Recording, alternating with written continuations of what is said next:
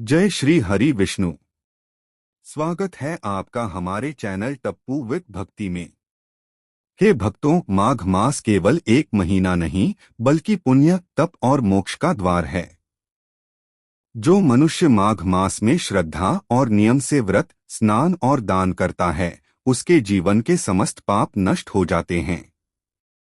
आज हम सुनेंगे माघ महात्म्य अध्याय 6, जहां भगवान स्वयं माघ मास की महिमा प्रकट करते हैं। राजा युधिष्ठिर ने श्री कृष्ण से पूछा, हे मधुसूदन, माघ मास में ऐसा कौन सा पुण्य कर्म है जिससे मनुष्य को जन्म मरण के बंधन से मुक्ति मिलती है? भगवान श्री कृष्ण मुस्कराए और बोले, हे राजन, माघ मास में किया गया छोटा सा पुण्य भी करोड़ों यज्ञों के बराबर फल देता है। भगवान ने कहा, जो मनुष्य माघ मास में प्रातःकाल ब्रह्मा मुहूर्त में नदी, सरोवर या शुद्ध जल से स्नान करता है, उसके शरीर ही नहीं आत्मा भी पवित्र हो जाती है।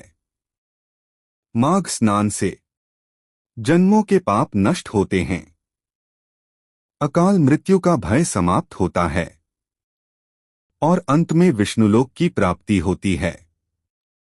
हे युधिष्ठिर, माघ मास में किया गया अन्नदान, वस्त्रदान और तिलदान साक्षात भगवान को अर्पित माना जाता है। जो व्यक्ति माघ मास में क्रोध छोड़ देता है, असत्य नहीं बोलता, किसी का अपमान नहीं करता, वह बिना कठोर तप के ही मोक्ष का अधिकारी बन जाता है। भगवान ने आगे कहा, यदि कोई निर्धन व्यक्ति दान न कर सके तो केवल हरि नाम का स्मरण ही पर्याप्त है। हरि का नाम लेने से वैसा पुण्य मिलता है जैसा राजसूय यज्ञ करने से मिलता है।